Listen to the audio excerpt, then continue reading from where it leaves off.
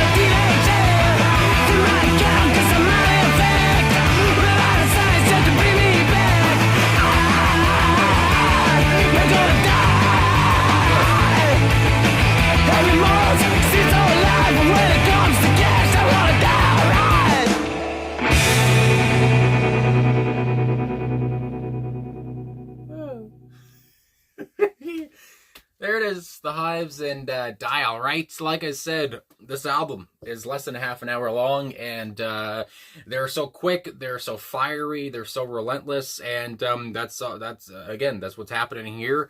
It's just they never let you breathe. I mean, there was one part there where the maybe was like a couple of seconds of nothing for a second, but then of course the drumming comes right back in, and just it's so fast, and again, it's so quick, and it's so in your face, and it's just nuts. And he's beating the shit out of his kit the whole way through as well.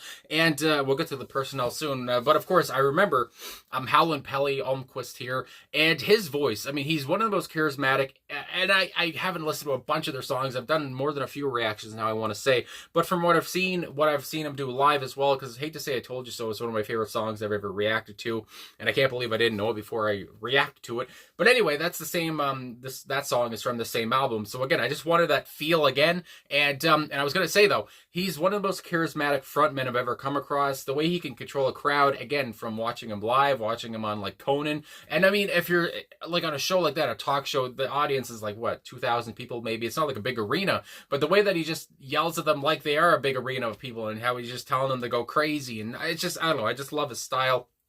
I love his unforgiving sound. I love his yelps, his signature yelps, which are again here. I love the whole and he always doing that. And again, even in that, his voice is like yelping, and he has his little squeals, and it's just, I don't know, it's just nuts. His voice is nuts, and he has an insane sound. I guess he has an insane voice. I don't know how else to say it. An insane range.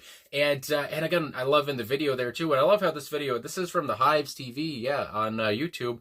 And it's like a 240p. You know, it's not great quality, and I don't think you can really make it greater quality. So I just love how they uploaded that. What, like 15 years ago, I think it says here. And yeah, 15 years ago, and they said, "What the hell? There you go. There's the video for you." And but anyway, how the freaking cord gets plugged in, and right away it's just like, bashing away, and the holy fuck. Anyway, it's doesn't let you breathe, like I said. And it can be unpredictable, and much like Pelly's voice there with his unpredictable yelps, and even though you expect him to come there, now just want to put I felt like I messed that up a little bit. But anyway, you expect those yelps to come, but at the same point, it's very unpredictable, and his range could be unpredictable, and you don't know where he's going to go, or if he's going to go off the handle even more. But I love it, and yeah, I just love his facial expressions here too, and again, I don't know, I guess in the video he is lip syncing, but just his faces, very deadpan faces, even when he's again screaming his heart out, and it just works so well. And then you get the rest of the band there too, sitting on some thrones, I believe it was there, and as they should. I mean, holy moly, this is just nuts. And the guitar work too, I want to say that memorable repeated riff that just again stays with you, because again it's repeated, but it gave me like and I know these guys were part of the garage rock revival part, so maybe that's why. I don't remember, the garage rock started in like, was it the 60s? Am I dumb for saying that? I don't remember. Anyway, but it started before, the 2000s, but there was that revival in 2000s. You had the Hives, you had the White Stripes, you had fucking Julian Casablancas band. Why can't I remember the name of them? Holy moly. The Strokes. But anyway, I don't know why I couldn't remember them. But you had those bands coming to the forefront of the garage rock revival scene. And just to say that, I don't know, maybe if they're calling back to the 60s, but that's what I got there with the guitar riff. Gave me like a 60s sound, maybe like a Kinks sound, and maybe it's only because I've been listening to more of the Kinks, I don't know, in my private life, but yeah, that's what it gave me, like a Davies kind of line for some reason, or a Who line. I don't know, it's just because I think of those bands like that, again, the Who or the Kinks, which can sound so in your face for the 60s, and I feel like I would imagine the Hives might have liked them or something, I don't know, but that's just kind of what it gave me. It was kind of 60s esque in a little bit, and again, it kind of makes sense because garage rock, like I talked about, developed, not in the 2000s, but there was the revival in the 2000s, which was very nice. I'm a big fan of a lot of those bands, but anyway, except I can't remember the name of the Strokes, for God's sakes. But anyway, and again, we talk about the song here itself, and talk about what it seems to be talking about. Die All Right. I mean, it seems like a guy that sold his soul. Seems like a guy that sold out altogether. And Pelly doesn't seem to be very very pleased with that. And taking the piss out of them. Seems to be a little bit sarcastic at points. There's a lot of anger here. It's obviously very angsty. It's obviously very intense. And I feel like I've said that already, but I just got to say it again. And yeah, they don't want this guy to breathe either. I mean, you talk about how the song never breathes, but that seems to be their way of looking at this person, of who ever sold out, or now they die all right. I've done this, so why don't you just die now? Why don't I just die now, since I've sold out, or since I've gone corporate? I don't know. It just, those kind of things come to my big fat head. So let me look at these lyrics then now. I mean, I've talked about the memorable guitar riff. I've talked about the big thrashing sound. So actually, let me go to the personnel first, because I want to talk about everybody here. So Howlin' Palionquist, like I said, on vocals there. Charisma in spades. Nicholas Arson on lead guitar here, credited as treble. Again, I love how they credited these guys, as treble. And then there's, as we go to the next one, Vigilante Karlstrom on rhythm guitar, credited as middle. And then we have Dr. Matt Destruction on bass guitar. He was just credited as that, I guess. There's no nothing for him. And then Chris Dangerous on drums. Again, Chris Dangerous here. I just love how, like I talked about, for like a second or two, there's nothing, and then here comes Chris just bashing the shit out of his kid again, but with impeccable timing, though. It's not like they're just beating the shit out of their instruments for fun and it doesn't make any good noise. Obviously here, it's just such a thrashing big sound that you want to just go nuts for, and you want to just start fucking throwing your head around. Anyway, but yeah, Chris Dangerous, like I talked about, on drums here, credited as rhythm. And so I love their little credits there. It's fun to me. And so let's go to these lyrics now, if I could find the fucking page. So let me go up here. Holy moly, with the first verse. Hey, I've got a message, and tonight I'm going to send it. And then again, the way Pelly's just sitting in this chair and how he starts singing like that, I don't know, I like the vibe. Yeah, I had a body and men with knives wanted to lend it. I had a body and men with knives wanted to lend it. Sold my body to the company store. Again, it seems like sold my body to the company store for money as we go into this. I got the money, now away I go. Thank you, Mr. CEO. A guy, again, that's sold out to who he used to be. I don't know, or what he used to stand for. That's what comes to my mind, just going off of, nothing here. But, sold my body to the company store. I'm a corporate company man now. I got the money. I got my own money. I can live my own life now. Thank you, Mr. CEO. He sounds like... Pelly is describing a kiss ass here. Hey, I've got some money and tonight I'm going to spend it. Now, again, I guess we're talking about this guy who's just thanked the CEO for the money. Yeah, they gave me a paper and I went ahead and penned it. And I say, thank you, Mr. CEO. And again, are they talking about bands that have sold out? I mean, if we're talking about music here, are they going after certain bands, certain people, whatever it is, people they know, people they're ashamed of? That comes to mind. And the Hives are a band that I don't think, and now they're, quite older, and not to be, but this is 25 years ago. I don't think they're ever going to sell out, and they're always going to be unapologetically themselves. And I feel like maybe, again, they're just talking about that in the song and talking about how there's so many different people that have just sold out, or so many different people who don't want to be themselves, don't want to do their own sound. They listen to the CEO or their management or their producers, whatever. I don't know, just stuff like that. They listen to, they're too corporate, they're too mainstream. I don't know, whatever you want to say. The way of the chorus.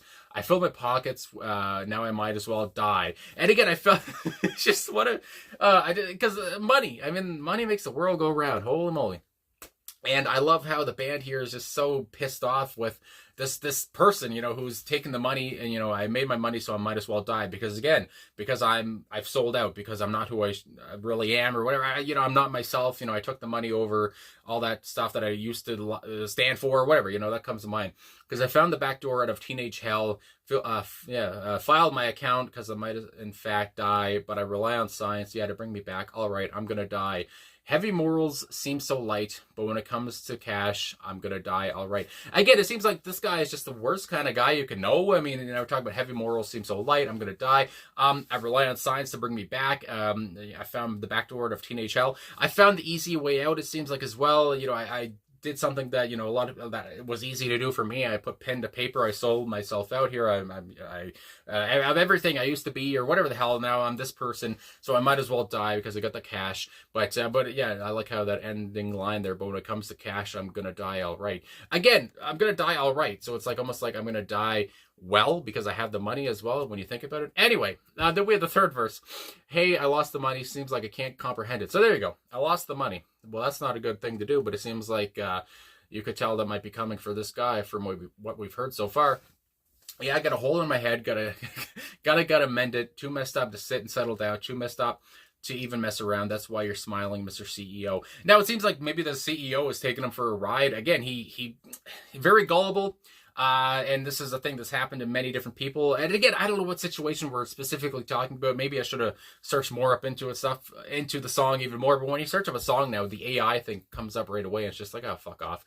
But anyway, talking about all of this, talking about the feelings there, talking about the CEO and how maybe the CEO knew this was going to happen. This guy was going to blow the money, or was going to do something wrong, or he was going to pull the rug out from under the guy anyway.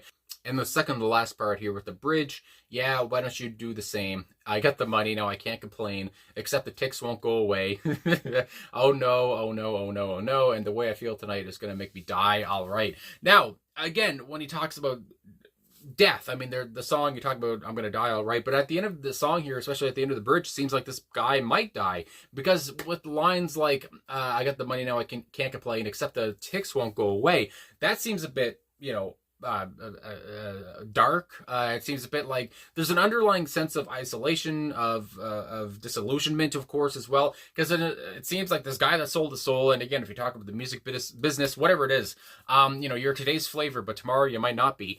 In the eyes of the CEO here too, and it seems like, yeah, this life of money, whatever he thought it was going to be, is not what it actually is. It's not happy. It's not bringing you happiness. And then again, you talk about money can't buy you happiness. But I mean, I feel like money can help.